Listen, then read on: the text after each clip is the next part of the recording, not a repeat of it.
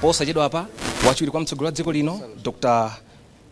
Bizwick Michael Usi akhale akufika pamudzi pano. Akafika chimene chichitike nchoti alandiridwa ndi akuluakulu komanso nduna zofalitsa nkhani yomwe ili pamudzi uno, kotero adzafotokozeredwa pang'ono zokhudzana ndi mudzi uno, kenako adzadula ribbon kutsogolera kusonyeza kuti kutsegulira 2 on the go. Ndi TV ya Chinyamata 2 years now kuyamba 2022 kufika pano officially tsopano tukamba kuti tukuyamba kumakamaka kukhazikitsa, koma kuyamba inali 2022. Sidamba ngati idea maganizo chabe papepala, lero ndizi zikuchitika. Ndiye akafika pamudzi pano akutsika, tukuona wachiwiri kwa mtsogoleri wa dziko lino Dr.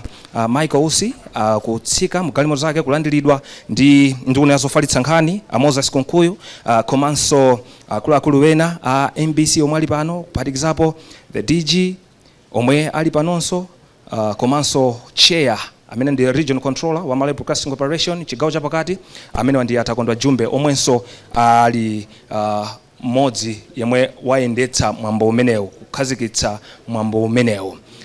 Ndi mwambo wapa mwamba kwambiri, mwambo wokondweretsa chimwemwe chokha chomwe chikuoneka pamudzi uno ku Area 4 Studios. Mene makambira muja kuti akafika pano apangidwa brief, kenako dula ribbon. Pali mwambo wopatsa chidwi kwambiri amene mukutimvera kutitsatira pa Radio 2 FM. Wachiwiri kwa mtsogoleri wa dziko lino kudula ndithu ribbon pamodzi ndi mkulu wa Malawi Broadcasting Corporation komanso board chair Kashipapa, ndipo zachitika adula ribbon pamudzi pano kuomba mmanja kusonyeza kuti AI afika pamudzi uno. Mwambo wopatsa chidwi kwambiri, ndi mwambo umene anthu akhala kuyembekezera kwa nthawi yayitali. Mene makambira muja ndi kuti akulowa mnyumba imene muli ma studios 2 on the go, kuti akatsekule tsekula ndithu kuti kusonyeza kuti akhazikitsa tsopano 2 on the go. Manja mukumvamo kwa amene mukutitsatira pa radio ndiye kuti wachiwiri kwa mtsogoleri wa dziko lino wakhazikitsa watsekulira 2 on the go. Ndi mwambo opatsa chidwi kwambiri, mwambo umene anthu akhala akuyembekezera. Chochitika pano nchoti akulowa mchipinda chimene kumachitikira zonse, tikati kulutsa mawu 2 on the go ndi kumene ndithu afika. Akafika kumeneku alandiridwe ndi akuluakulu oyendetsa mwambo umenewu. MPC 2 on the go. Where we are now is the nerve center of the project. The one who started it from scratch in terms of engineering is Engineer Rafael Kasawala. He's controller of engineering and ITC at MPC. So I'll ask him to explain to you the workflow of what happens here before you are taken inside for a 1-minute interview. Thank you. Raf.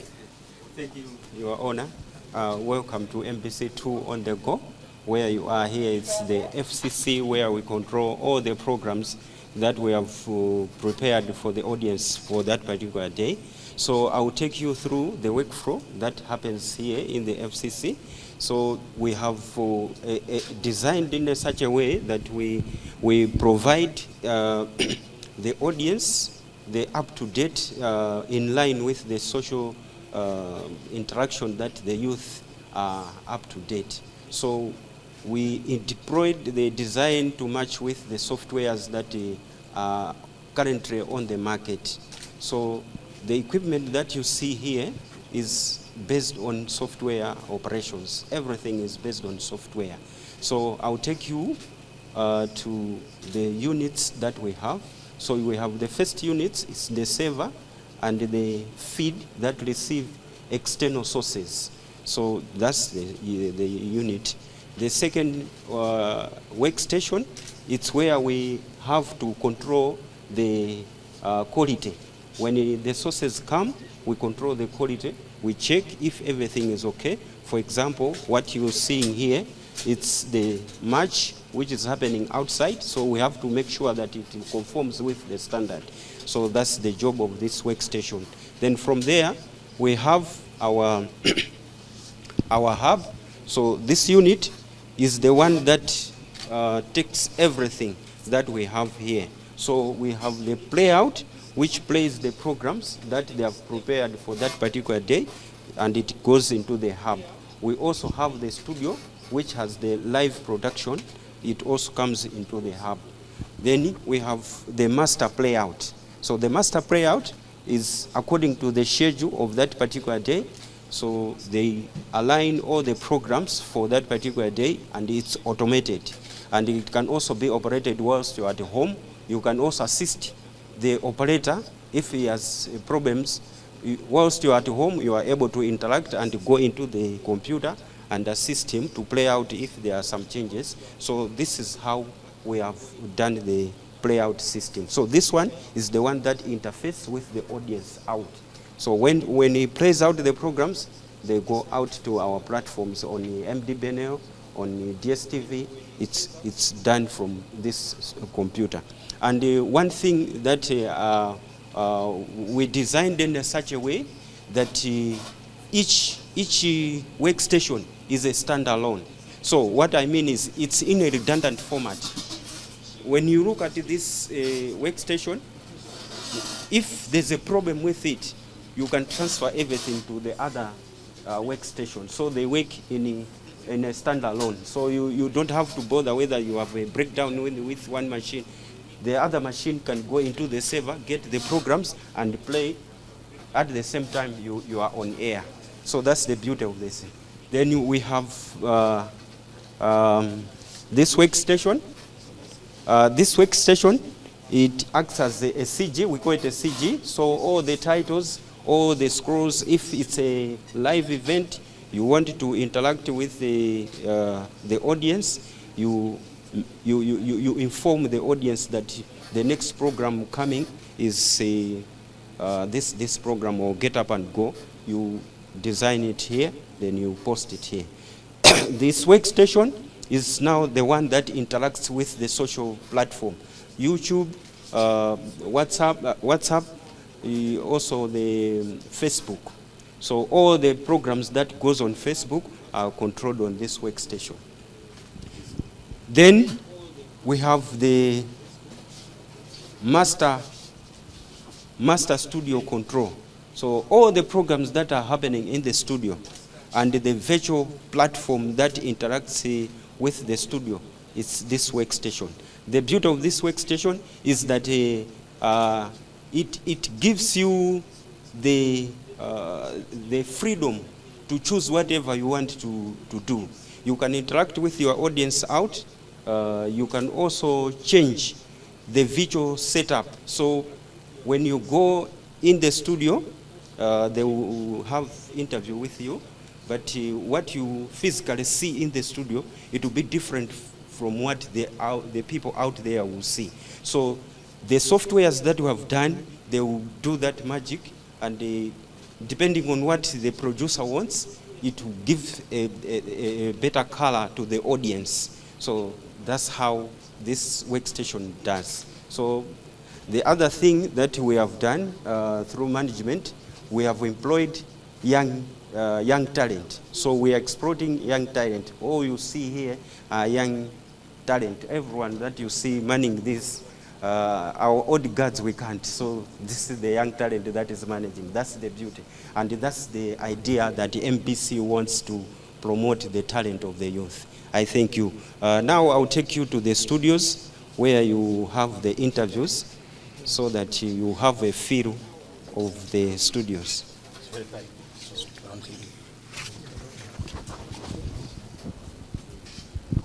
Pakadali pano ndiye kuti Vice President alowa mkatimu, akalowa mkatimu acheze ndi Sheila Kasambiza, mmodzi mwa aulutsi komanso akonza ma program ku 2 on the go tukamba kuti ndi achinyamata it's hip, versatile and dynamic. Pakadali pano chochitika nchoti akulowa mkatimu tsopano akakhala mkatimu akhale cheza ndi Sheila Kasambiza kuti angochita appreciate kuona kuti kodi zimachitika motani zomwe afotokozeredwa pano ifa kamba kuti zimene angaone mkatimu si zimene aone kunja kuno ndi zosiyana, zimene anthu muone kunjaku ndi zimene wakuona mkatimu zosiyana. Tsopano tipereke nthawi kwa anthu omwe ali mkatimu kuti akwanitse kucheza ndi the Vice President. Kupitirira ndithu ndi program yathu ya MBC2 on the go launch lelo ndithu pa 21 November 2024. Ine ndi Sheila Kasambiza ndipo mu studio muno ndithu ndi mlendo amene Right Honorable Dr. Michael Ussi omwe sakutsegulira ndithu kanema amene takulandirani. Chabwino mukutsegulira kanema amene wa MBC2 on the go komanso mumatsatira bwino nkhani za luso. Tatifotokozeni ndi manga yanu ndiyotani pomwe TV station imene yatsegulidwa mtsiku la lero. Ine kuti tuyambirira titokozo kwambiri kuti chitukuko chimene chafika. Tikuti chitukuko chifukwa chona kuti chikuyang'ana munthu, chitukuko chilichonse chimayang'ana munthu. Ndi MBC2 the go ndionena kuti ikuyang'ana kwambiri achinyamata. Sopano anyamata ndi injini ya chitukuko cha dziko. Komanso kuti akhale oyenerera pa chitukuko cha dziko ayeneranso adziwe kunena kuti chikuchitika ndi chani. Chifukwa tili pa dziko pamene pali nkhani zosiyanasiyana zonama, zoona, ndi anyamata amathamanga kwambiri kudziwa kuti ichi chona, ichi chonama. Ndiye ponena kuti zikomo pa chitukuko chimenechi anyamataso adziwe kunena kuti ali ntchito yayikulu yofuna kuwauza Malawi kuti izi ndi zonama, izi ndi zoona. Chifukwa pano apasula platform imene angathe kuluza dziko zoona. Komanso munthu kuti akhale oyenerera kapena ready kuthandiza kutukula dziko lake, mutu mukhale kuti muli bwino. Sopano amene ndamvera station inoyo izipereka kwambiri entertainment imenenso ndi mankhwala a mutu kunena kuti ngati uli maganizo ena chewa pinjika ukamamvera nyimbo kapena usangalasa mtima wako umakhala pansi andi maganizo amakhala bwino. Chabwino ku TV bene ndithu yatsegulidwa momwe wafotokozera so ndithu kuti zithandizira kupititsa patsogolo luso komanso ndithu tikaona Vision 2063 yomwe ikutiuza ya Malawi yomwe tikufotokozera so kunena kuti achinyamata afunika akhale patsogolo. Kodi bwina achinyamata tingayambire pati? Choyambirira usanachita chilichonse oyena udziwe kunena kuti ndifuna ndipindule chani. Sopano achinyamata asangokhala achinyamata pa zaka kumakhaliso achinyamata pa kuganiza. Chifukwa zimatheka kukhala nyamata pa zaka kuganiza nkhalamba ndiye sizigwira. Ndiyo kofunika anyamata adziwe kuti ndi anyamata pa zaka, anyamata poganiza. Komanso aziona kuti maiko anzawo pa chizungu models of excellence akutani. Dziko lathu likufuna kuti titukuke. Tikuyang'ana za tourism, agriculture, zambirimbiri. Kaya kupeka nyimbo zikuthandiza anthu bwanji. Komanso kumamvesesa kunena kuti pa chizungu preferred future. Tikufuna tikhale pati kuti tikafikepo ma step yake ndi otani. Ndi achinyamata ma program ena azichita nyimbo zimene azika zikhala zomanga kuti anthu azikwera ma step amene ajawo kupita pamene dziko likufuna kupita. Osangochita zinthu mwachisawawa, mwachisanzo kukacha. Kumadziwa kuti imene kwachamu kuyambira maiti koloko kafika 5 koloko ndipanga ichi ndipanga ichi ndipanga ichi ndipanga ichi. Kodi ichi kuthandiza dziko langa ndi Malawi 2063 zikuthandiza na bwanji. Time management anyamata adzidziwa. Pana anyamata ambiri ukumana nawo upita kuti ndingoyenda. Andingoyenda alibe palipo osatha kubwerera. Menda khala nena kuti asakhale anyamata pa zaka zokha komanso pa maganizo. Chabwino ndathokoza kwambiri Right Honorable Dr. Michael Ussi fa nthawi yanu komanso kutiyendera kuma studio zathu.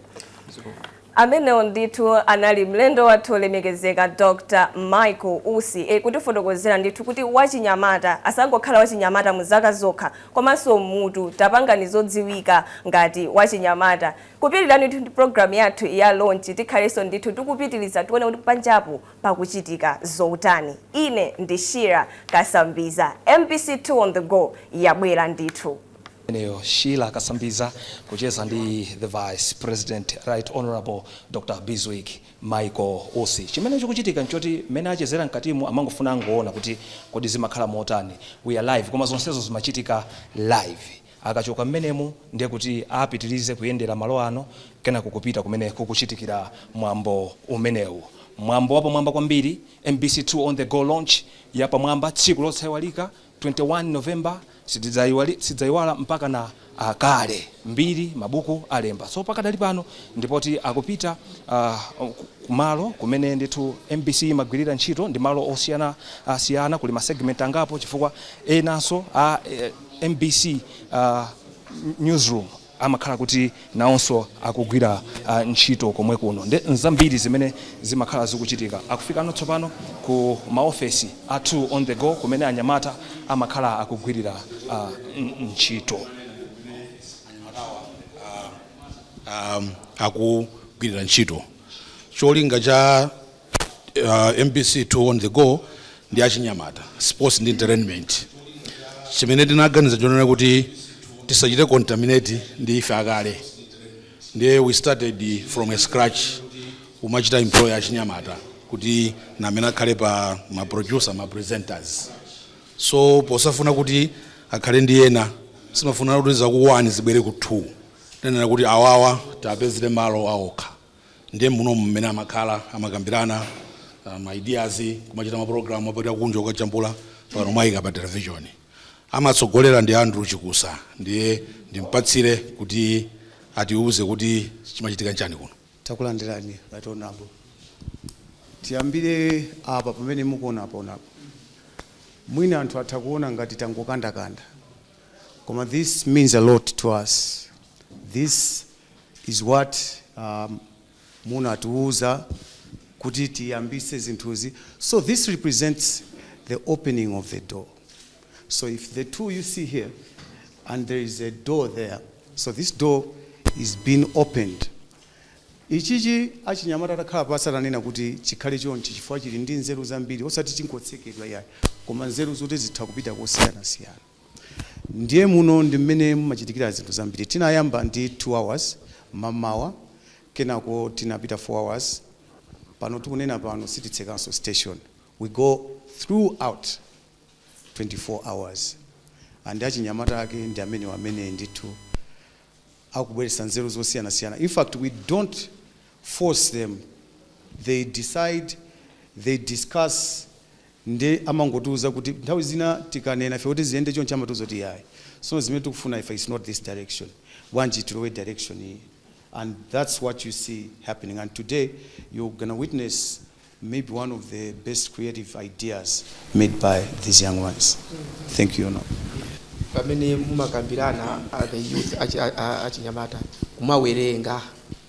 Kuwerenga ndikofunika because mumadziwa kuti kodi tikuchitika ndichani pa dziko pano, dziko lapansi, because we are in a global village. So you find that kumalawi kuno you think you are progressive, kumano ena kamba muno kumati sono awawa zimene kuchitazi akuziwa kuti ku Tanzania kapena dziko lakuti anadusapo. So it's good kuti kumawerenga kumaso kumaonesa kuti muzi tola information muzikhala very curious to understand kuti ndi subject iyi. You dive deep kuti muiziwe ukamakamba nkhani mino yoyo anthu adziwa kuti akulankhula yali ndi authority. Ndiye do read, ask. Although tikunena kuti anyamata ukauka but still you lean on the ankhalakale kuti azikuuzani. Sikuti unyamata watheramo tuonse ulimo wina zikumbukambiri. Nde zikuchitika pamalo pano choti wachiwiri kwa mtsogoleri dziko lino wapempha kuti atenge chithunzi ndi achinyamata omwe amagwira ntchito kuno. Inenso mwina nkuima chapompo chifukwa nenso ndi wako nkuno ndena kumadabwa kuti iya chithunzi mkuluyo kodi akutani iya inanenso ndi wa mudzi omwe uno. Kwa amene mukutimvera pa Radio 2 tukamba kuti pamalo ano tsopano chotika nchoti wachiwiri kwa mtsogoleri wa dziko lino Dr. Michael Biswick Usi nda amene ndithu tsopano akutenga chithunzi ndi anyamata apamudzi pano.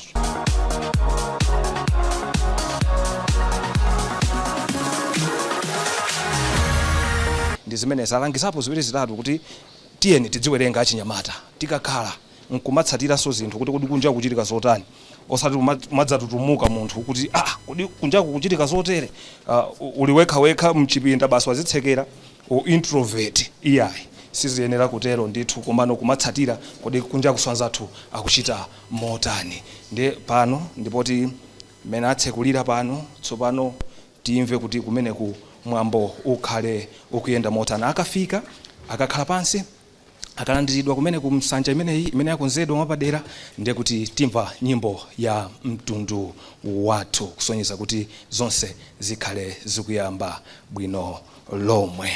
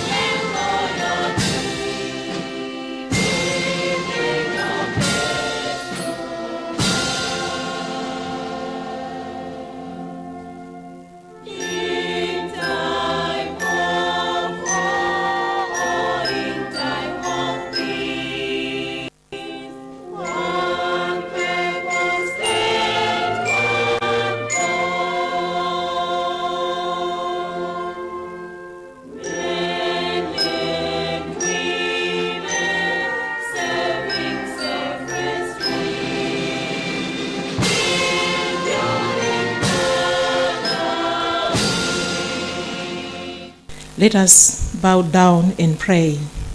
Our dear Heavenly Father, we come to you this morning. We thank you for this beautiful day and this beautiful moment that you've prepared for us. Thank you for you have achieved our plans for launching this TV station.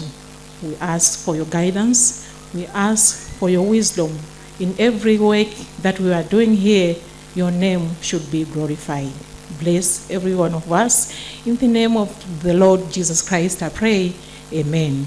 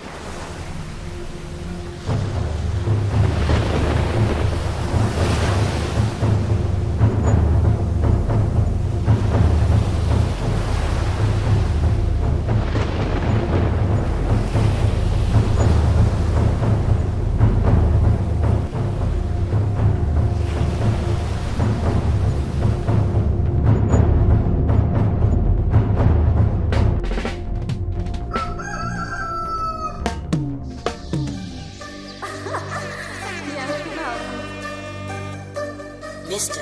Amira. Green in the building. Malawi, stand up.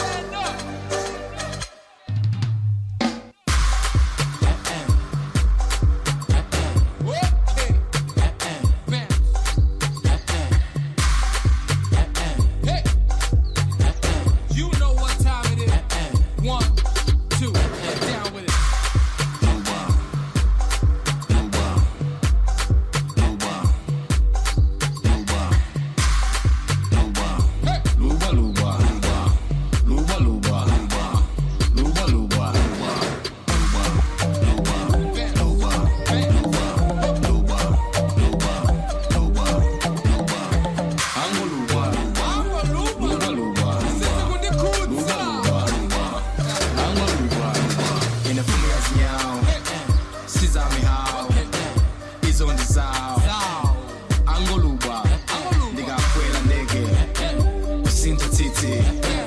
Make money, Angolubwa, nigga tika mamba, chana mosagamba, chess lianga, Angolubwa, Marvin the minister, yes finisher, kuimba samata, mawoza kolipila, Angolubwa. Sigamandi andera, amayamba kubwera, onse ngagera, amazandi lumvira, mena ndilumile, mena ndiyamwile, simene ndiwondere, antu wasi antu, abayiba kwelelo ndayitiwa, anzanga ndawaona, alilimano ngati ngona, antu alinkusanduka, mena ndilumile, mena ndiyamwile, mabajani nyotole, antu wasi antu, tawa mavampire, vampire, vampire, vampire, oh no, tawakuluma, luma, tawakuluma, luma, vampire, vampire, vampire, vampire, oh no, tawakuluma, luma, luma, tawakuluma, luma. Amen.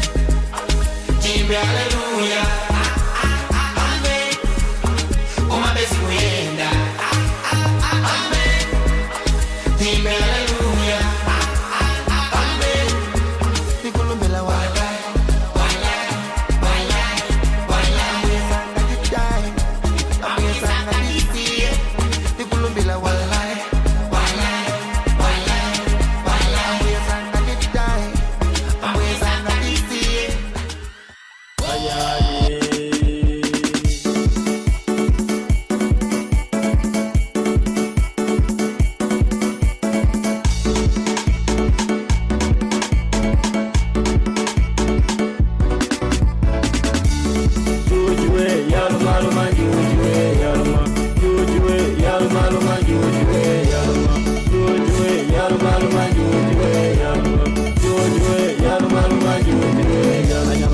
Kuti kwegesa mutegwire mudumu.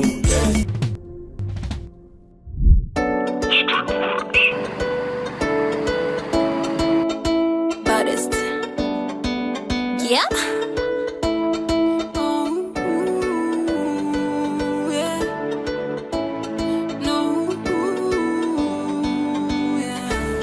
Dick is walking in the mix.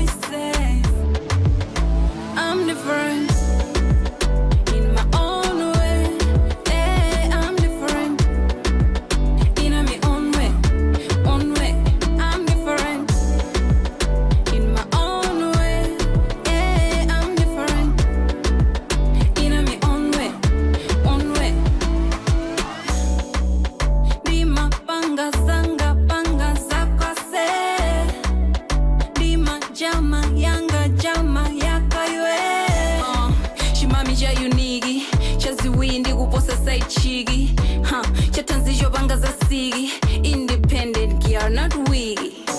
Different style and different vibe, different skill and different moves, different lives and different choices. I'm different in my own way. I'm different in my own way. I'm different in my own way. I'm different in my own way. Different, yes, I'm different. Different, oh yes, I'm different. Different style and different vibe. Different skill and different moves. I'm different in my own way. I'm different in my own way. I'm different in my own way. I'm different in my own way. Different style and different vibe.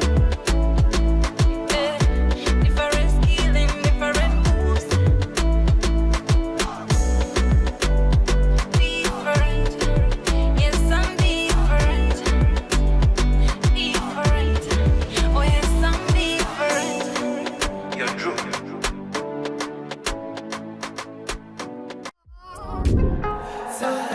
Come on, come on, come on, come on.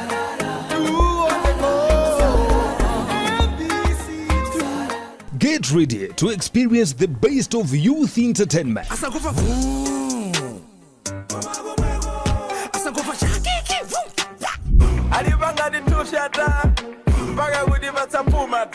MBC TV2, the ultimate destination for young and young at heart. Hi, my name is Sheila Kasambiza and I'm the producer and presenter of Youth and Politics. Malawi Vision 2063 is youth-centered, meaning that we as the youth need to be part of it. Hi guys, my name is Emmanuel Shikonso, producer and presenter Wangamo, The Truth, my issues, my scandals, omwe ndithu makhaudi achuka pa social media, kumanso makwalalamo, timakuitana nikuti mbwere pano musatitsimikizira about those issues. Ngamo The Truth. Kuswa pompano pa MBC2 on the go. Iyi ndi programu imene timabwera pano ndikuyala mphasa, kukambirana, kuzukuta nkhani za masewero kuno ku Malawi, nkhani zokhazokhazo zimene timakhala kamba kuti ndi zikuluzikulu zimene kunjako anthu mmakhala mukambirana. Hip, versatile and dynamic. Hello, my name is Patience Mapando. I am the producer and presenter for Bouts and Pals. Bouts and Pals is an exciting game show where we get to see friends tackle some trivia questions. They also do some riddles and some hilarious games where they test and we get to find out how well they know each other. It is an amazing game show that puts friendship to the ultimate test. MBC TV2 is your gateway to trending music and arts. Thought-provoking documentaries.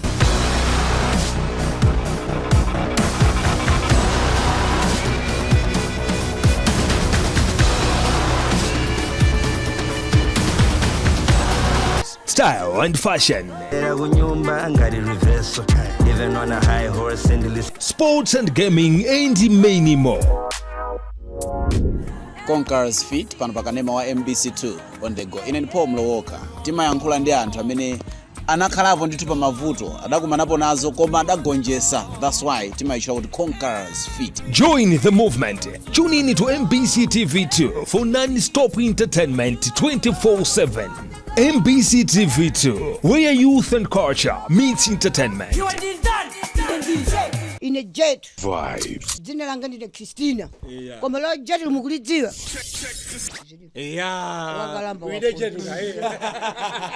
MBC TV2, hip, versatile and dynamic. We are thrilled to be here for the launch of this hip, versatile and dynamic platform. This is not just a TV station, but it is a movement.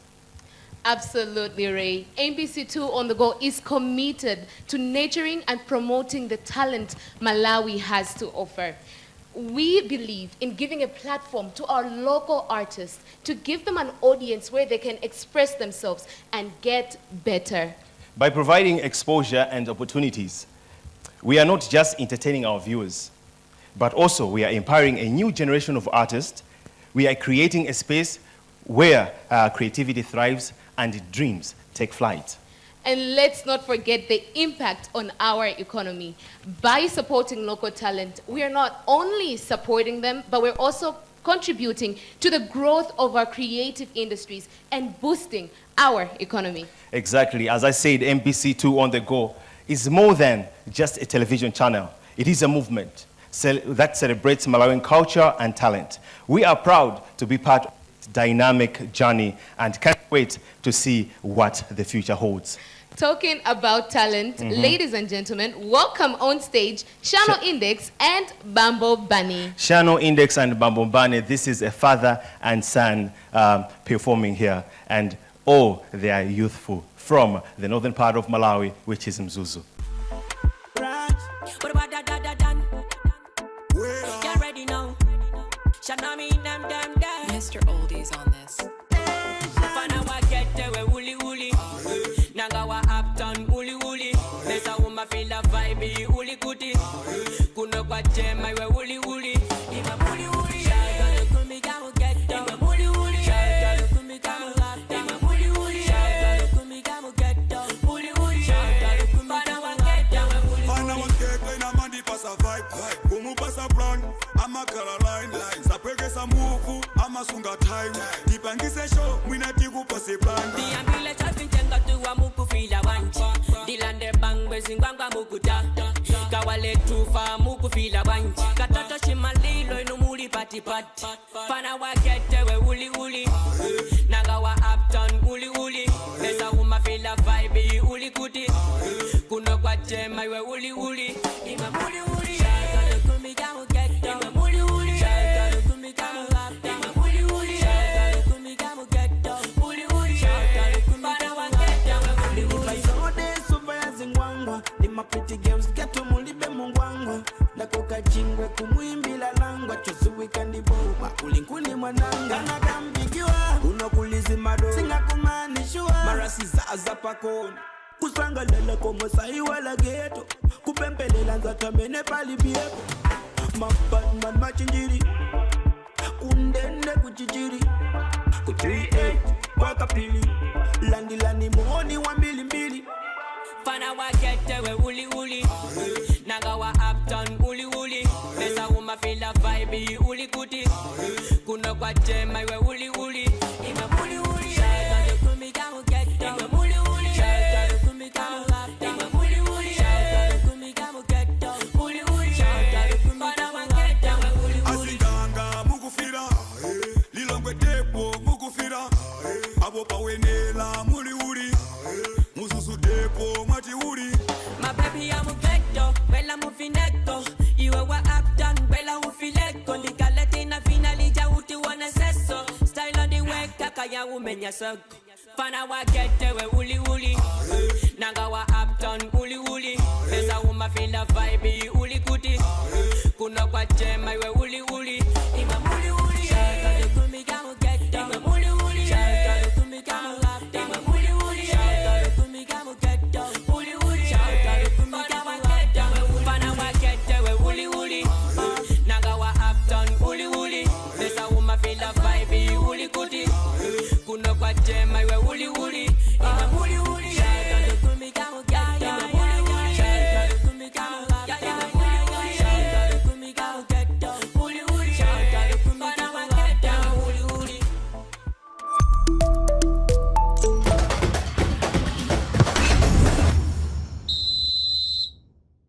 To Sport Live, right here on MBC2 on the go, the only station that is hip versatile. Of course, we are dynamic live at our Area 4 studios, giving you nothing but the best in as far as sports is concerned. Coming up, tiyangana nditu pankani yokuza timu jenyasa Big Bullets komanso Mafco.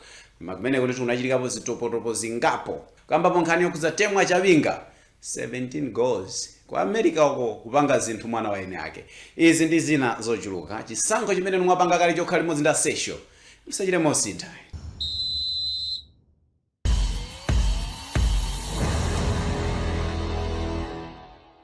Ndisopanda mpindu ngati tilibe maziko enieni tilibe kumene tikuona kuti tithoma choka apa kuti wakuti wapanga litaya ndiye tikuchotsa wakuti akubwera apapa ngati pamenepo process iyi palibe basi palibe cha phindu chimene tingachite. Ndimafuna ndi uwerenge ndemanga ndemanga zathu zili motere kuti kodi mbali imeneyo anthu Flames ya pasuwa yoyamba mdziko la Ivory Coast ayona motani.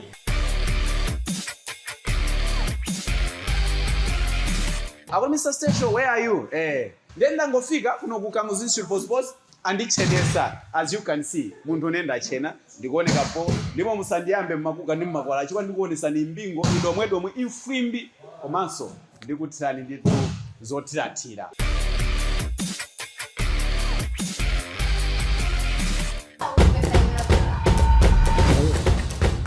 Welcome to another edition of Nets and Balls. This is 2 on the go. Time to give you all the insights for the local and of course international sport. This is the game changer, Foster Maulidi, and for all the insights, super substitute Patrick Smango joins us again. Welcome, Patrick. Thank you very much, Foster. Yes, another weekend full of action. You could talk of netball. The Salima Sugar National Tournament is going to be launched. Netball is back. Netball is back, sweeter than ever. 80 million kwacha this season. Wow.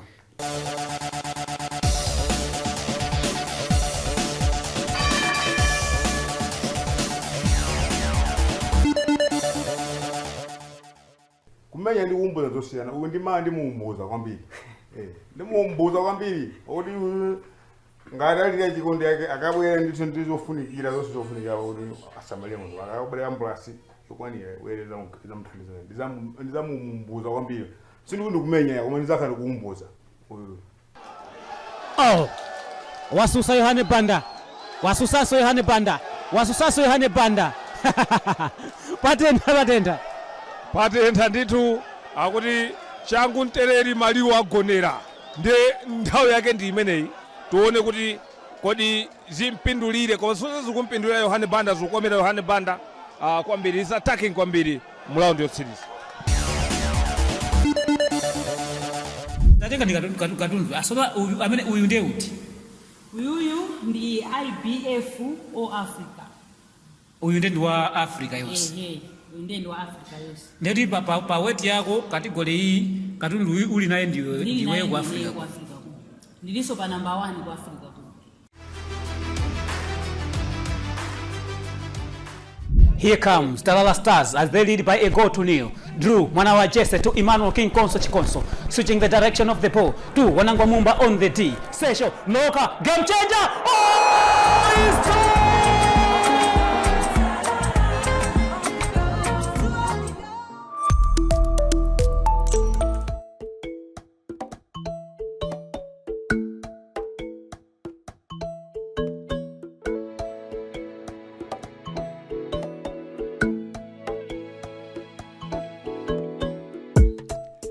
Ndine chikwaya ndine muntu wa ndalama manyumba lenti ndininawo magali moto kutapa kutaya koma zimoneka kumalodokoka koma kamadzuka ndilibeka ndindili kwakwakwa ndati zimoneka kumalodokoka udzuka ndi mayo chuma chatawira kuti mesa nali ndizikuza kumaloto mesa majaza mafuta kumaloto kamaenda zimaye kumaluluta kumaloto patukani chikwaya chikudutsa kumaloto kumaloto kumaloto mama kumaloto nali muntu wazikuza maholide ni maspendera payusa kumaloto ino kumaloto mama kumaloto maja zintu za mafuta ndalira ndafulumira kuzuka ndadzuka palumbe tolilo mupika wamera momizu ndi njala ya 2 days makolo kuyese kugunda na mitu kodi singateke kusamusa za kumaloto kuti sangokhala kumucha wa kumaloto kodi singateke kusamusa za kumaloto kuti sangokhala kumucha wa kumaloto mesa nali ndizikuza kumaloto mesa majaza mafuta kumaloto kamaenda zimaye kumaluluta kumaloto patukani chikwaya chikudutsa kumaloto kumaloto kumaloto mama kumaloto nali muntu wazikuza maholide ni maspendera payusa kumaloto ino kumaloto mama kumaloto maja zintu za mafuta ndalira ndafulumira kuzuka kumaloto kumaloto kumaloto kumaloto kumaloto kumaloto kumaloto From thrilling dramas to splitting comedies, there is something for everyone. Indeed. I mean, we provide a wide range of dramas, thought-provoking documentaries. So anything that you would want, you would find it on MBC2 on the go. And let's not forget our talented local artists who bring their unique perspective to the screen. With a mix of genres, styles, MBC2 on the go is truly a versatile and dynamic channel. So whether you're looking for a good laugh or a tearjerker, then MBC2 on the go got you covered. We are committed to making sure that you have quality of entertainment. Talking about quality of entertainment, we have had different performances. I mean, those were great. Oh, yeah. I mean, MBC2 on the go creates a platform for the upcoming artists it gives a platform to those youth that are starting out, that have talent. We have seen Shannon Index, Yes, all the way from the north. Yes, Shannon Index and Babobane, all the way from the Exactly, north. and then Zuzu. we have seen Mark Switch, Yes, make switch from Lilongwe, like that's a central region. Central region. Yes. And also we have seen Sife. Yes, The girl that was just coming performing. from Mangochi, Mangochi. So yes. we have covered all the regions of Malawi. Exactly. So right now, let's take a deep dive to the Shire, Lower Shire, Yes. down there in Sanche. And we have these talented artists.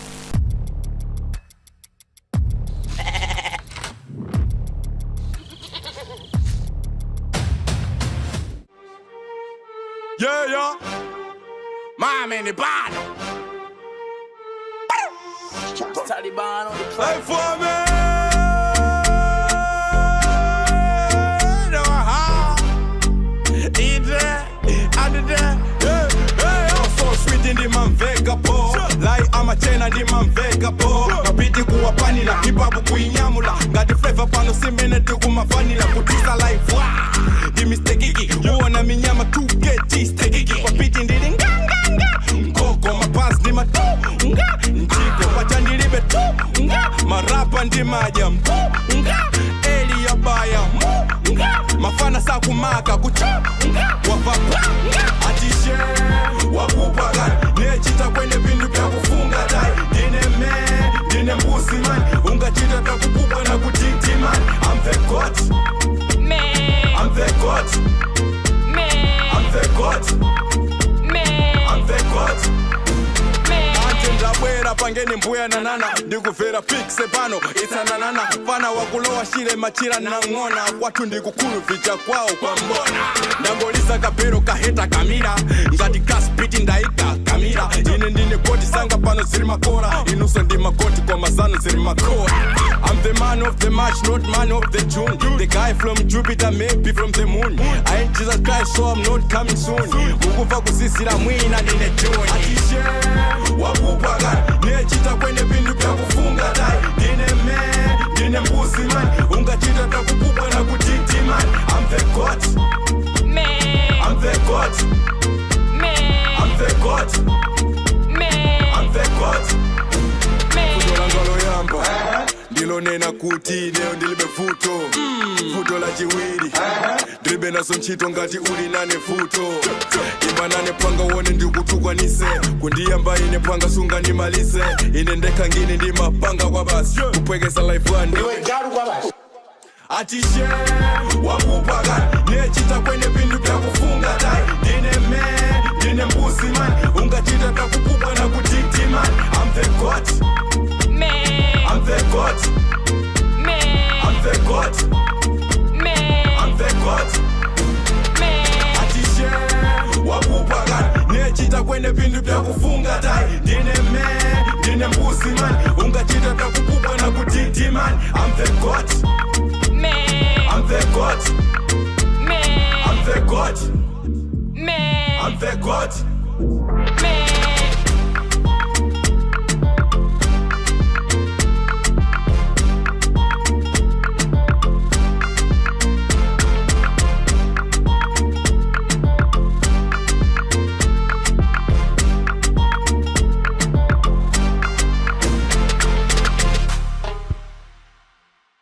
Alrighty, right about now, allow me to call upon our board chair to give us his statement.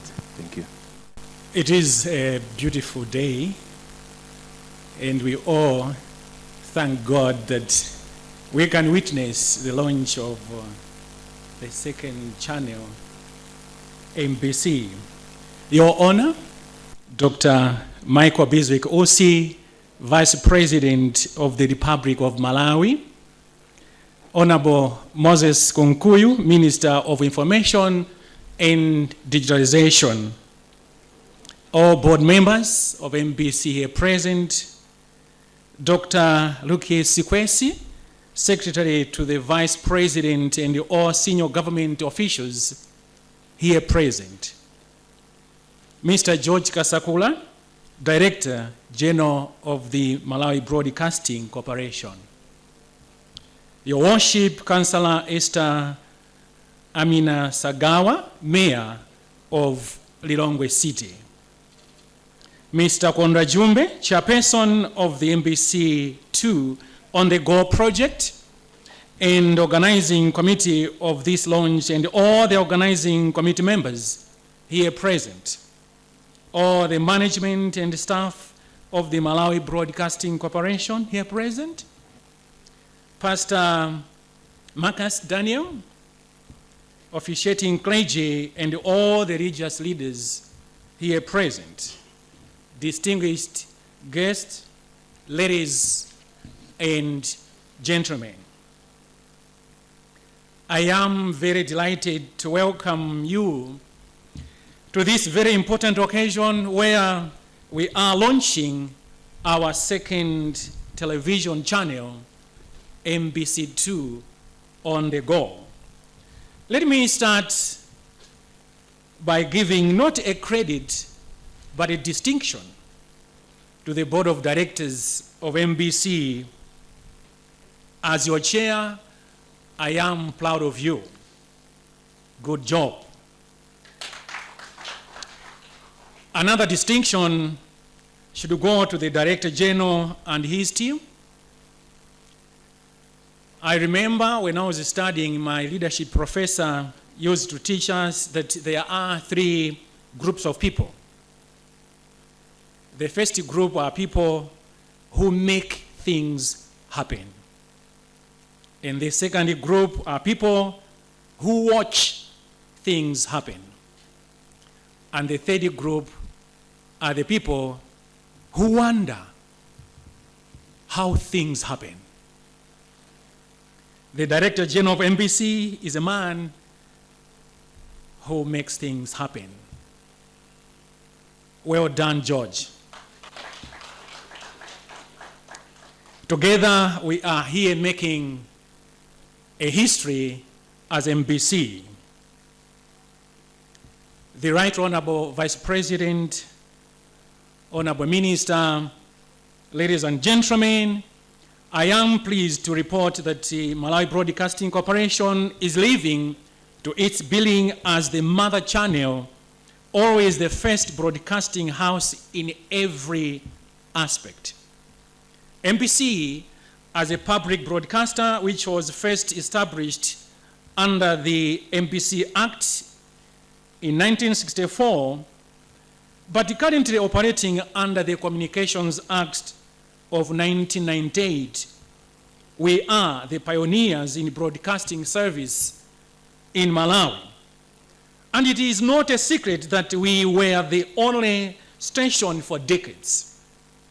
When it comes to television broadcasting, we were the first ones to bring TV to Malawi when on 1st April 1999, Television Malawi, TVM as it was called then, started broadcasting to Malawians. Today, we are launching another television channel, MBC2 On The Go, which has already made a mark in its infancy, as evidenced by the recent National Statistical Survey results. The results show that MBC2 On The Go holds 11% share of the national viewership. Right, Honorable Vice President, this is not a mean achievement by any standard for a new baby. As a market leader, we know the needs of Malawians when it comes to broadcasting services, and we will do everything possible to ensure they get the best service from the best public broadcasters. As MBC, our mission is to provide high-quality public broadcasting services through content that informs, educates, entertains, and enhances sustainable development. Right, Honorable Vice President, ladies and gentlemen, Let me mention here that this new channel, MBC2 On The Go, focuses mainly on issues of entertainment. You will agree with me that MBC TV1 is usually loaded with a lot of programs, and due to increasing demand from stakeholders, certain requests could not be made due to limitations in terms of space on the broadcasting schedule. It is also a fact that entertainment is becoming increasingly important in these days where mental health issues are critical.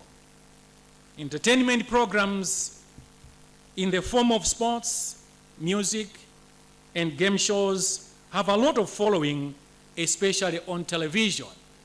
And that's why our programming, as you have seen, is going towards that direction. As the mother channel and market leader in terms of programming and viewership, we decided to give our audience the best television experience, and we believe that with the feedback we are getting from the audience, we will continue to improve to meet the ever-growing demand for better quality broadcasting services. MBC strategy is about modernizing the public broadcaster as well as bringing it closer to the audience. The goal is to be relevant, to engage Malawians intensely, while modernizing ways of working and ensuring long-term financial sustainability. It is a challenging but exciting transition from past to the future. Let me break the news. We have bought a state-of-art Obi van. Our plan was to do a double launch today, but because of some technical issues, our manufacturer in Italy has delayed a little bit to ship the Obi van to this country, but we will soon launch it also. So when we say that MBC strategy is about modernizing the public broadcaster, we mean it. As a critical player in the implementation of Malawi 2063 agenda, the board and the management of MBC felt that MBC2 On The Go will be very strategic and instrumental. At MBC, we believe that if you are not part of the solution, then you are part of the problem. That's why we want to be part of the solution as we make 2063 agenda a reality. And as part of its strategy, MBC is giving special attention to delivering more programs with sign language as well as other major languages spoken in this country. This is in line with the national policies on development which seek to involve communities in order to develop capabilities of individuals as well as all focus on transforming Malawi into a prosperous, self-reliant, inclusivity, wealthy, and industrialized country by the year 2063. For those who are new to MBC 2 On The Go, let me say that MBC 2 On The Go is a dynamic and independent channel with its own identity, transmitting on a standard satellite on Malawi Digital Broadcasting Network Limited, channel 122, and on GoTV, channel 819, as well as on Azam. It is set as a commercial channel with better quality signal, offering HD quality productions. In order to grow its footprint, MBC 2 on the Go has now entered into a memorandum of understanding with MultiChoice Africa to carry this channel to its platform, DSTV and GoTV. This is a milestone in as far as TV 2 on the Go is concerned to be on MultiChoice platform within 2 years of its inception. This will be a New Year gift to all our audience and viewers, as there will be no longer needed extra decoder to access our channels. Once you subscribed to any satellite service provider like DSTV, GoTV, Azam, and others, you should be able to access both TV 1 and TV 2 with the same decoder. The other key digital platforms include TV 2 official website, Facebook page, YouTube, Twitter, Instagram, WhatsApp, and TikTok, as well as TV 2 app and SMS.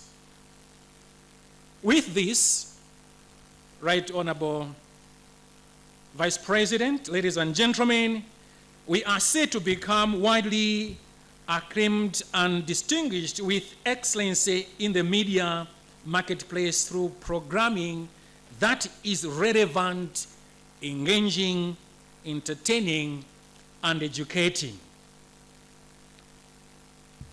Our guest of honor, Right Honorable Vice President, ladies and gentlemen, before I conclude, let me say that the next project that we are planning to embark is the construction of the state-of-the-art MBC house. I must admit that the 2 TV stations are housed in buildings that were constructed not for the purpose. It is against this reason that we are seriously planning to have our plot in Area 14 developed. Right Honorable Vice President, very soon we will be approaching the government and other stakeholders so that we commence this construction of a building that will befit the media house. I'll be failing in my duty if I do not appreciate the support rendered by different stakeholders to the success of MBC. Let me thank the President, His Excellency Dr. Lazarus McCarthy Chakwera, for his personal support to the board and indeed to the management. We do enjoy his support. May I request you humbly, Your Honor, the Right Honorable Vice President, to extend our appreciation to the Head of State. Another vote of thanks should go to the Minister of Information. The Minister himself has been so supportive. We appreciate, and indeed the PAs and the staff, they have been of a great help. That's why today, together, we would be able to celebrate the launch of this second channel. Also, vote of thanks go to the relevant ministries and indeed to MACRA, advertisers, and even viewers who have supported us in various ways as we were building up this channel. Lastly, I wish to thank the MBC 2 on the Go project manager and chairperson of the organizing committee of this event, Mr. Konrad Jumbe, together with other members of the committee, for working tirelessly to ensure that we reach where we are today. You've done a good job. Congratulations. Right, Honorable Vice President, thank you so much in a very special way for gracing this event. As a man who knows the importance of TV in reaching out to the people with different important messages, I would like to believe that you are happy to lead us in the launch of this channel. And I believe that together we are making the history, not only of MBC, but indeed of Malawi.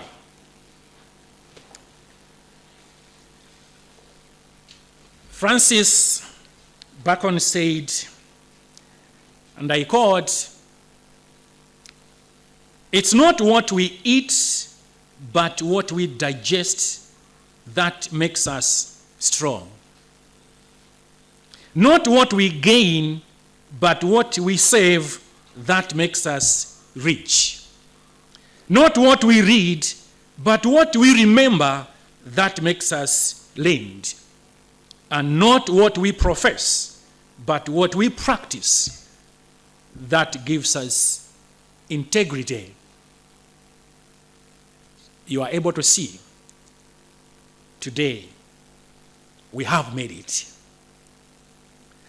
At this point, I would like to invite the Director General to join me here as we will be giving a gift to the Right Honorable Vice President. You have really made our day, and we would like you to have this gift.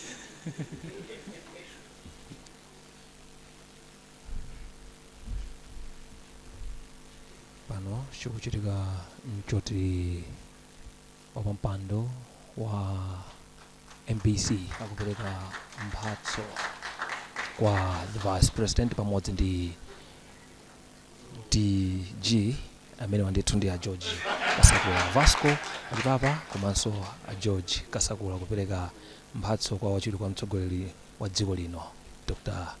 Bizwick, makamaka Dr. Michael Bizwick OC. Mwambo ukupitirira. Thank you very much for accepting our gift.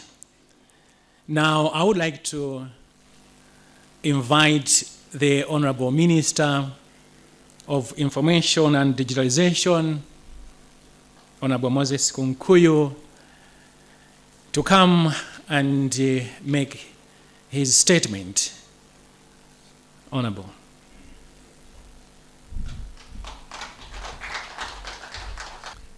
Your Honor, Dr. Michael Bizwick OC, Vice President of the Republic of Malawi, Dr. Lucky Sikwese, Secretary to the Vice President, Board Chairperson of MBC, Reverend Vasco Kajipapa, and all board members present here today, the Director General of MBC, Mr. George Kasakula, and all management and staff of MBC. I have seen in our midst the Controller of Statutory Corporations. I recognize your presence. Dr. Henry Kamata, the CEO for the Malawi National Council of Sports, and all government officials here present today. Of course, among the board members of MBC, we see Senior Chief Tangani. I recognize your presence in that context. Members of the press, and also let me recognize the presence of the chairperson of MBC2 On The Go project and chairperson of the organizing committee for the launch, Ms. Takondo Jumbe. Ladies and gentlemen, Right Honorable Vice President, it is an honor for me to stand before you this morning and a privilege to perform this task of requesting you to address us at the launch of MBC2 on the Go. Allow me to thank you on behalf of the board of MBC and also the management of MBC for accepting to grace this occasion. I am an in-house person when you talk of MBC. This is my home. Actually, many mumagundika kumayamikira zinthu zenimankota mukuyamikira tinayamikira kale izife. Jifake ndimayenda kumbuyo kwambiri. So ena akasakula ndena kuti anduna muzenda pafupi ndala akasakula don't pretend ndinali pano dzulo ine ndazona kale zinthu. So tikuthokozeni kwambiri for accepting to be here this morning. This is history made, as the board chairperson did say. Malawi Broadcasting Corporation is the first broadcaster to operate 2 television channels in the country. And giving us that opportunity, that rare opportunity, that we can decongest MBC TV1, but also give out a variety, because in the effort to decongest MBC One, it is not only in the context of the viewers that get glued to TV, MBC, but also the programs. The programs that are on MBC One, you'll agree with me, Your Honor, that some of them, ukaya tsaumati tazimitsaniswa nthawi yomweyo chifukwa cha msinkhu wako tsopano. Koma inu ndine tipezeka kuti tayionera imeneja kuyambira mmamawa mpaka madzulo. Ndi chifukwa chake lero MBC ija idakalibe ndi viewership yayikulu kwambiri m'dziko monse muno. When you look at the history of MBC, when it was opened, getting to this moment and still enjoying that huge viewership, it is as a result of the creative minds, the innovative minds that drive the operations of MBC. There have been times when MBC was not where we are today. So we have to appreciate that different drivers drive different vehicles differently. And you'll see the same vehicle that we are riding today. When a different driver comes tomorrow, you tell him, Maham Sagabwere. That is the case of MBC. The potential or the realization that MBC was clogged, congested, has been there for decades. And the need for MBC to at least diversify or provide an opportunity, a platform for another set of audience, has always been there. But then it needed the driver to change. If the driver comes and says, that's when you see things happening. So allow me to applaud the leadership that is there at the board of Malawi Broadcasting Corporation, but also the management under George Kasakula. I was telling him there, you know, kukima kulipo kungapo bwana. Koma,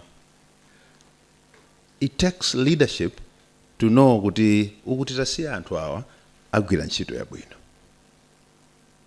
Ndaonaso mchipinda muno muli wamkulu wa Salima Sugar akosamu alimo muno. Ndionena zimenezo chifukwa kuti mchipinda muno muli anthu amene akugwira ntchito zimene zikumaonetsa kuti zinatengera kutsogolere kunena zakuti ukuku nditayika uyu atiyendetsera bwino chinthuchi. Uku zitatere atiyendetsera bwino chinthuchi.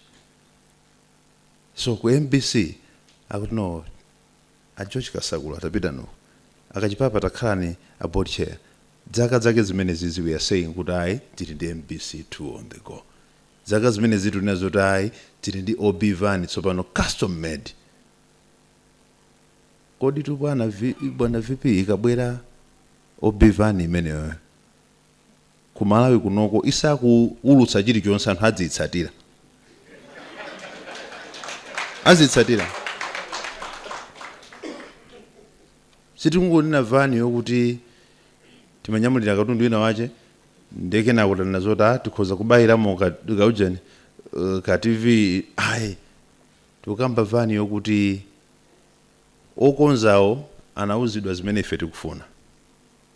Zimene tikufunazo ndi zimene mutadza tichotse nazo ntchito kapena kutonjezera ntchito ina mukazayiona.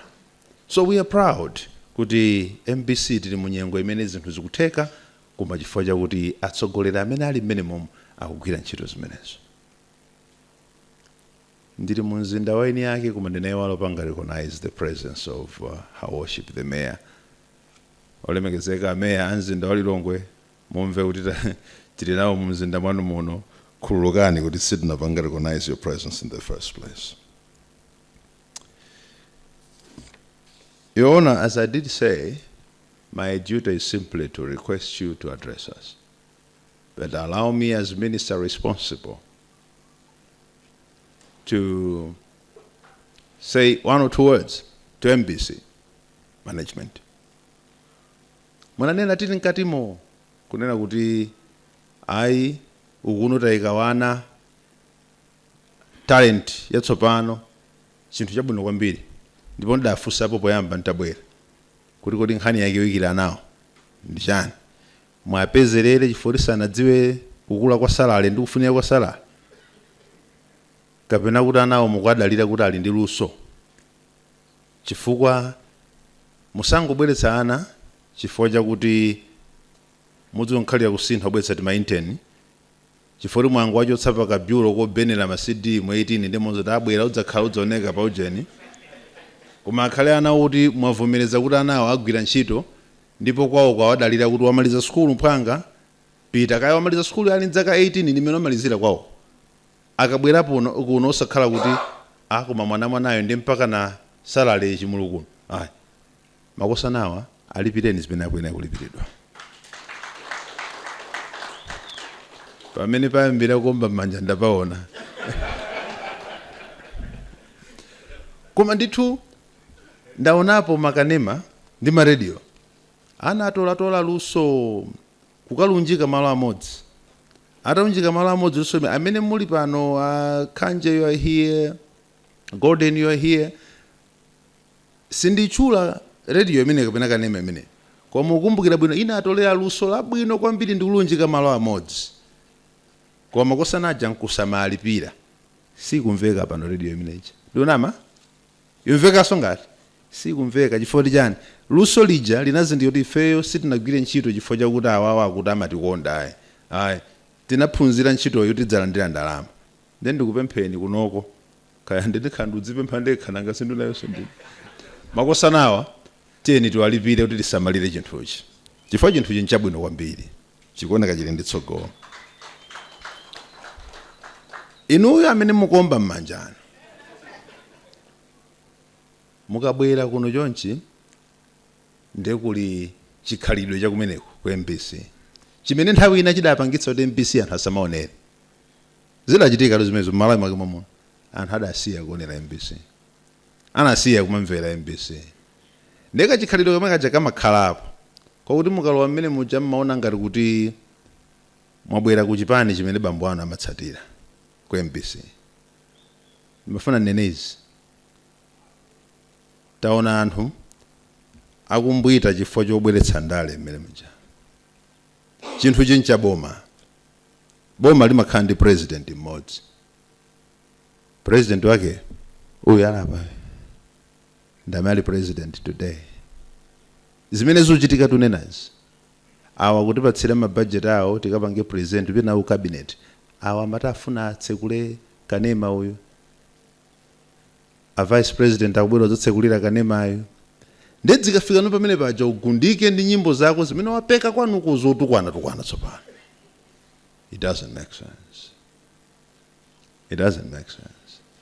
Ukuku umalowa ukusekerera omwe zafika nthawi naye kopinda nkhope kumene kukundale ziyazita kukwana. Ndimafuna ndikupempheni zimene zijamutisire ife. Ukoko mbwere ndi luso lanu lija gwirani ntchito yotamandika mmene mmagwirira muja zina zija ajuna zaja mwamba mutisire ife zimene zija tipanga zimene zija koma tikufunireni zabwino zonse pamene mukugwira ntchito yanu. Government considers the media as a critical partner in national development, and we will therefore remain committed to protecting journalists and all those that are working in media houses, and giving and allowing environment for media institutions to operate in the country. The policies that we'll keep putting in place will be friendly to foster an environment where you can work freely. Under Dr. Lazarus Chakwera, that remains our commitment. We will make sure that even those policies that we put in place provide space for institutions like MBC and other players in the media sector to widen their space, open up new stations like MBC has done, lowering of costs that are associated with the opening and running of such institutions is a call that we have heard and responded to positively through the Malawi Communications Regulatory Authority. The board chair did highlight on the spaces that MBC 2 on the go will be available from on their website, via Facebook and other sources. One bottleneck that we always face when it comes to accessing content on those platforms has always been the issue of cost of data. But I am pleased to remind us that Malawi is now the cheapest data market on the continent. Ku Malawi kuno, data ndiyo chipitsitsa mu Africa mu. But 4 years ago, ku Malawi kuno, data inaliyo dula kwambiri ku Africa kuno. There I remember one man saying, I want us to go digital as a country. There is no two ways about it. We have to go digital. And we are going to break all the barriers to digitalization. And this man was speaking at a conference, a Smart Africa conference in Victoria Falls in Zimbabwe. This man is Lazarus Chakwera. And he said, I would do anything to break those barriers. Kumene ujada kumana ndi ma president aku Zimbabwe, aku Zambia, komanso aku kunoko, and aku Rwanda. And he said, please, let us break these bottlenecks so that our people can access data at a very affordable cost. And immediately, he charged us to enter into agreements with the neighboring countries.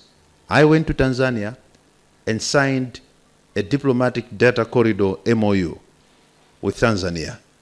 The president of Tanzania came here, and in the presence of our president, we signed that MOU and executed right away. We signed with Zambia.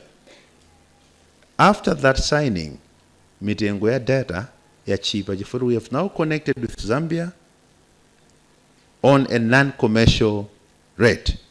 And here we are, Malawi is the cheapest data market. As I said, zinthu zimachitika chifukwa choti munthu mmodzi wapanga chiganizo. Munthu mmodzi anapanga chiganizo ku Malawi data ikhala yochipa. Here we are, data ndiyo chipa. It's now up to us. Tikungopita kuonerapo MBC 2 on the go. Kapena tikhoza kuigwiritsa ntchito bwino data imene. Mene kwachera kutukwana kuti inde data yo ndiyo chipa koma you can use it nkupindula nayo. Data yomwe. Koza kugwiritsa ntchito nkupindula nayo. Ndamona uja amaimba amati mbuzi uja. Nyimbo zake muzipeza kuti zachoka kunsanje kuja tazidziwa kuno mpaka na amudziwa kuti ambweretse kuno chifukwa anapeza data yochipa nkuziponya zimene zija. Lero bwera apa ndine mbuzi koma sili nkola. So data itikhoza kugwiritsa ntchito bwino ndikuyendetsa chitukuko cha dziko linolo. Zimenezo ndizotheka kwambiri. Your Honor, Vice President, as I did say, it is not really an event of speeches, but I was given the privilege to request you to address this function. It is my singular honor and privilege, therefore, at this juncture, to request you, Dr. Michael Bizwikusi, the Vice President of the Republic of Malawi, to address us and officially launch MBC2 on the go. Your Honor, Vice President.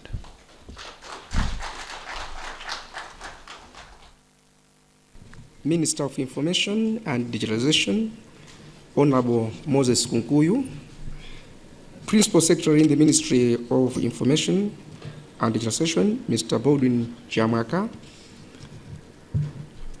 PS for the VP Office, Dr. Lakis Kwese, Board Chairperson of MBC, Reverend Vasco Kachipapa, and all the board members here present, Director General of MBC, Mr. George Kasakula, management and staff of MBC,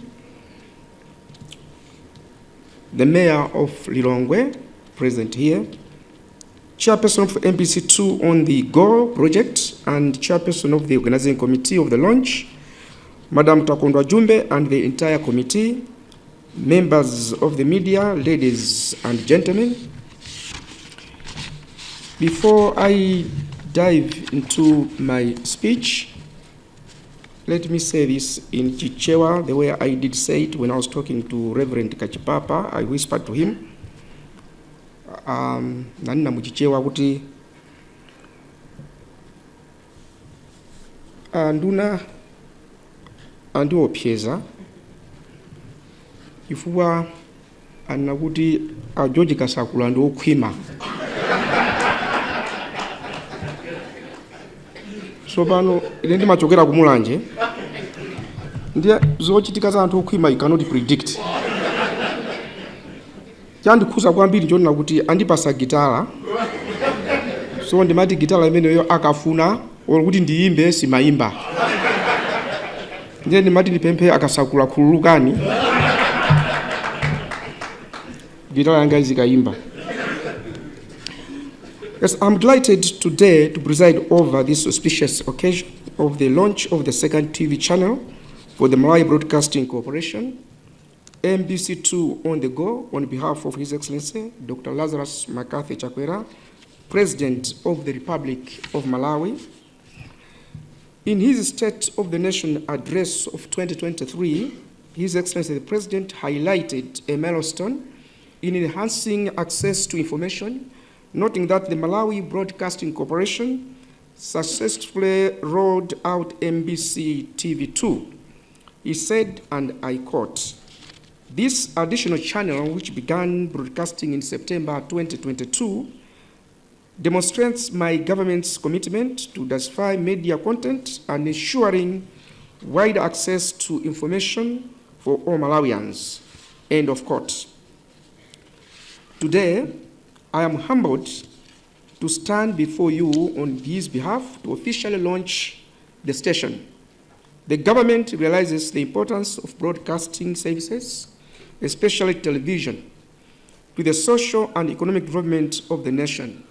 We are aware that access to information is a fundamental right to all Malawians.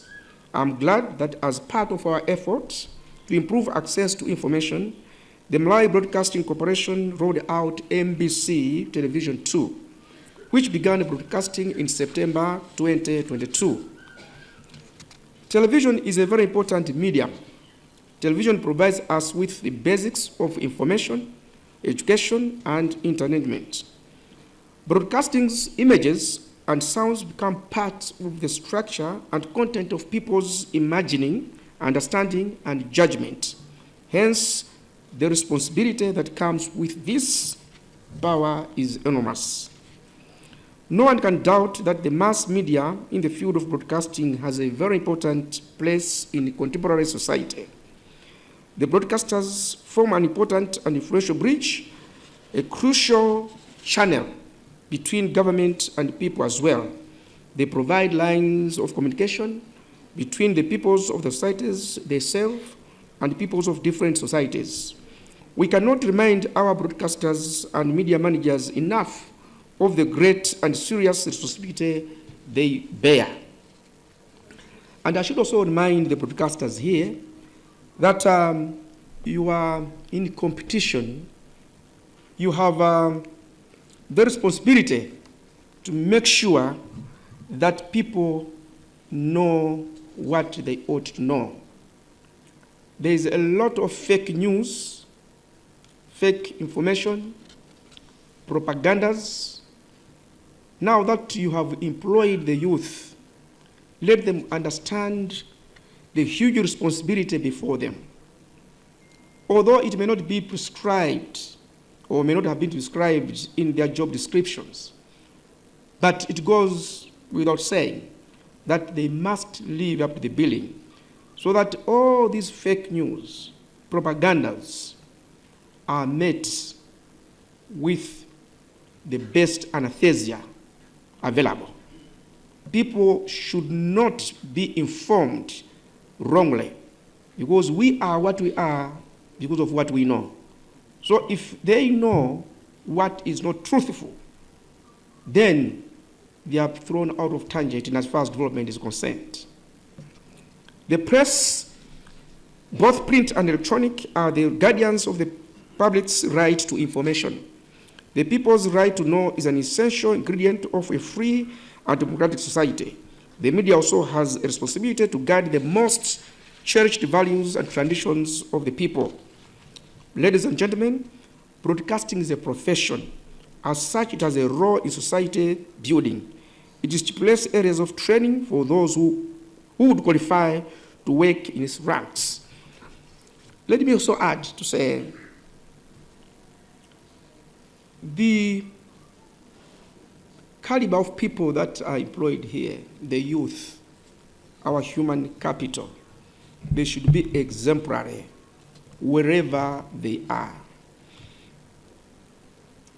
They would send a very negative signal, message, if or when their way of living is undesirable. They should be models wherever they are. We have seen artists performing here. They have displayed their talent. And this is what we want to see. We do not want to see the youth that go to Kachasu in the morning and then they come here and say, where are you going? No. We need people that are disciplined. And for you to achieve anything under the sun, you need to understand the discipline that is required for you to achieve the objectives set for that particular mission. There are three broad tasks that face our media. First, they must observe as impartially as possible the environment in which they find themselves, and this is what the Honorable Minister was alluding to. In reporting as accurately as possible what is happening, they provide the facts of the situation to the public. Since our society's life does not consist only of politics or scandal, a responsible media house must try its best to give as wide a coverage as possible. This is possible with advanced technology which allows broadcasts from local stations to reach all the corners of the earth. This government, through the Ministry of Information and Digitalization, is committed to provide the needed support so that it manages to support you where possible. The development plans of this government for all parts of our country will not succeed without adequate provision for channels of information, that is both for information to the people and information from the people.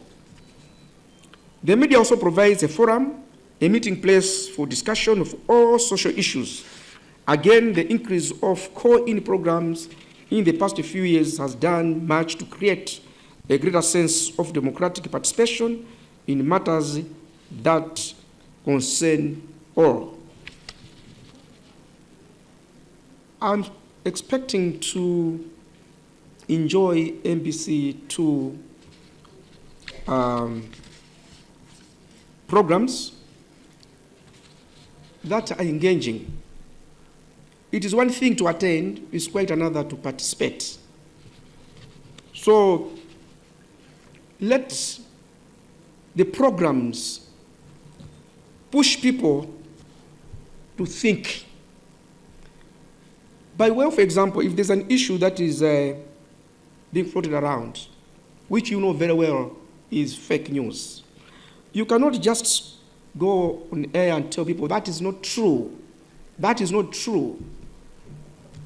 I mean, people say, tell us why it is not true. You need to find areas of engagement whereby people should start to think by themselves to say, from the logical floor, this is not true. We should not always come up with critics or criticisms to say, no, this is not true, this is not true. Let's package our information that knocks off tangent what is fake by way of inviting people to start discussing in the minibuses, at home. Let's launch a theme that invites people to start discussing. And at the end of the day, you preempt, even they would be liars, because they see, they know. I mean, even when we go to so when people start to understand that MBC, our new MBC here, although the minister said he has been here before, but it is still a new one, should say, yes, we have a new kid in town. You can't just say anything that you want to say anyhow, because you'll be embarrassed, because the truth will be told in style. Television has the potential to generate both positive and negative impacts, and research shows that TV has greater impact of television on society. The child's development level is a critical factor in determining whether television and other media will have positive or negative effects. We should also think about the people that we are saving. Anna, Amaurina Television, what impact will this station have on them? So all these have to be discussed, have to be included in the programming. I'm aware that MBC TV2 focuses more on entertainment and commercial interests. It is my expectation, therefore, that channels shall play a significant role in addressing issues of mental health amongst Malawians in general and youth in particular. That's why I said inside there that we need to read, we need to consult, we need to understand what is mental health. What are the issues that drive people to hang themselves, commit suicide? When you understand, then you are able to address such issues through your programming. As Trid Alauda said, and I quote, television is an anesthetic for the pain of the modern world, end of quote.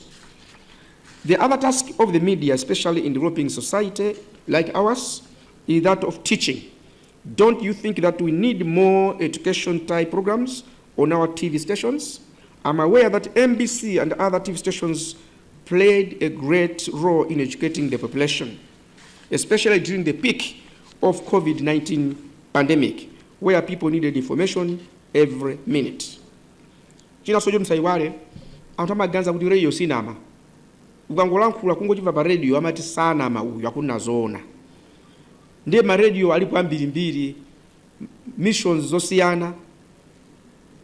Ndiye pena wajamati media war, ndiye maiopa kuti ya apapa tikangati kumenyana ndi ma TV stations anzatu. What is right, period. What is right.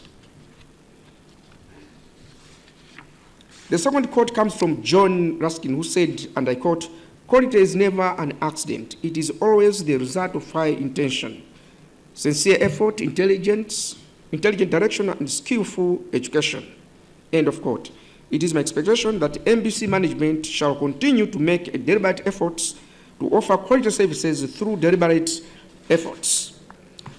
Government's regulatory frameworks, its licensing stipulations, its revised legislation will not make media managers and on-air personalities responsible. To meet the pressures of the bottom line, to ensure comfortable profit margins, many will either ignore their license agreements or find ways to go around them. Ladies and gentlemen, while entertainment and recreation are a human and social need, media managers and announcers have the responsibility to respect the values held by the majority of the society. political and social freedoms, represented by a free media, carry heavy responsibilities, hence the need for members of the broadcasting profession to remember their ethical responsibilities. Distinguished guests, ladies and gentlemen, the government is quite aware that a public entity, MBC, is facing a number of challenges. One of them is what the Honorable Minister has said, that's to do with the salaries.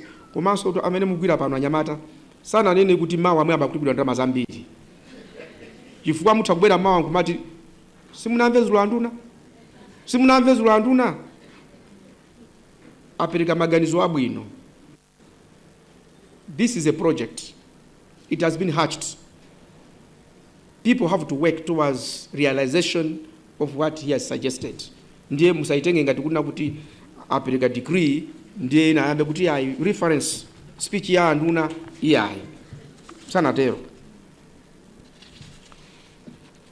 Distinguished guests, why I cannot promise to turn your situation around, or government cannot turn the situation around overnight, I wish to assure you that government will continue to support you in your efforts to save Malawians until such a time when you will be able to stand on your own to finance your operations. I wish you all the best as you continue to save Malawians through quality broadcasting services. It is now my singular honor to declare MBC TV2 on the go officially launched. I thank you all for your attention. God bless you and God bless Malawi. Thank you very much. We would like to thank the following organizations, institutions, and partners for believing in and supporting us from the word go. These partners have done a commendable job in investing in MBC2 on the go's growth to date. And these are 265 Gas, Erirang TV for Korean TV content, Korean Consulate, US Embassy, Voice of America for VOA content, Sesame Street TV, Malawi National Youth Council for Sports, Keeps Ice Cream Parlor, Plan Malawi, Malawi Boxing Association, AUSC Region 5 Sport, Hi-Fi Electronics, Salima Sugar, African Fertilizer and Agri-Business Partnership. This is also an invitation to those who are not yet joined to join us.